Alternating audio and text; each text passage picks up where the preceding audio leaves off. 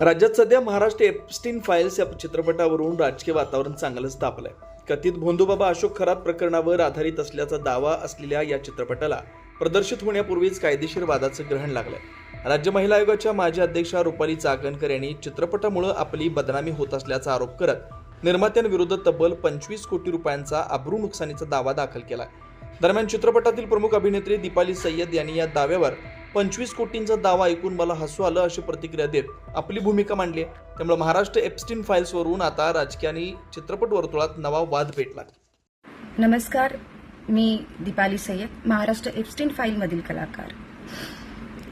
खरं तर आमच्यावर 25 कोटीचा दावा टाकण्यात आला आहे आणि ज्या व्यक्तीने हा दावा केला त्याच्यावर मला हसू येत आहे. कारण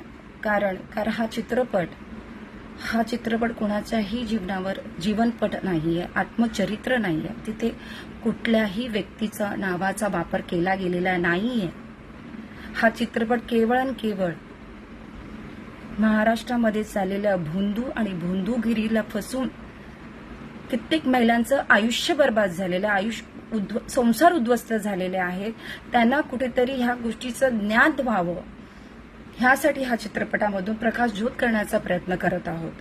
आणि हे करत असताना आमच्यावर जर अशा पद्धतीने कुठेतरी रोखठोक होत असेल तर हेही चुकीचं आहे. एक कलाकार म्हणून मला माहिती आहे की या चित्रपटामध्ये कुठल्याही व्यक्तीचा वापर करण्यात आलेला नाहीये, ना त्याच्या नावाचा वापर करण्यात आलेला आहे, नाही त्याच्या व्यक्तिरेखेचा वापर करण्यात आलेला आहे.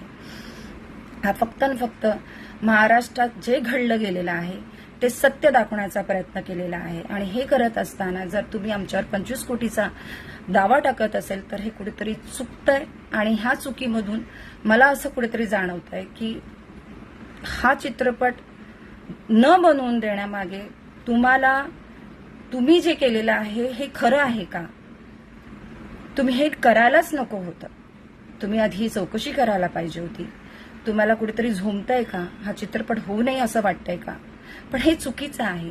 जे महाराष्ट्रात घडतंय, महिलांवर होणारे अत्याचार, महिलांवर होणारे शोषण, हे कुठेतरी थांबलं गेलं पाहिजे. आणि अशा मार्गाने जर आम्ही एक कलाकार म्हणून चित्रपटात काम करतो आणि काम करून आम्ही जे सत्य आहे ते दाखवण्याचा प्रयत्न करतो आणि ते कलाकार म्हणून एक अभिनय करून लोकांमध्ये जागृती पसरवण्याचं काम करतो. आणि हा चित्रपट फक्त तोच आहे, ह्याच्या व्यतिरिक्त काही नाहीये.